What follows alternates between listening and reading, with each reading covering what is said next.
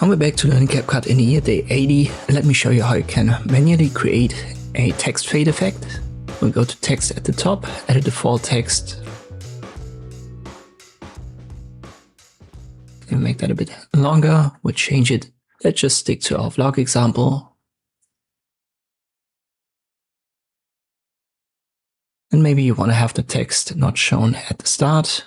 You want it right here, but it shouldn't just pop up. You want to have it fade in and then fade out later. To achieve that effect, select the text element in a timeline and then you should see text basic on the right hand side. Scroll until you can find the blend, make sure the box is checked, open a drop down, and you can see with the opacity we can adjust the transparency of our text. Go to the start, create a keyframe by clicking on this diamond icon, go forward, create another one. At the start we use 0, then 100%. I go forward, another keyframe with 100, and at the end another keyframe, 0% again. And there you go. It fades now in from 0 to 100% opacity and then fades out from 100 to 0.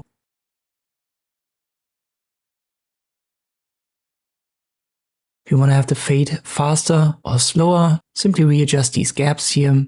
So keyframe 2 and 3 must be repositioned, and when the gaps are smaller, the fade will be faster. When the gaps are wider, the fade will be slower.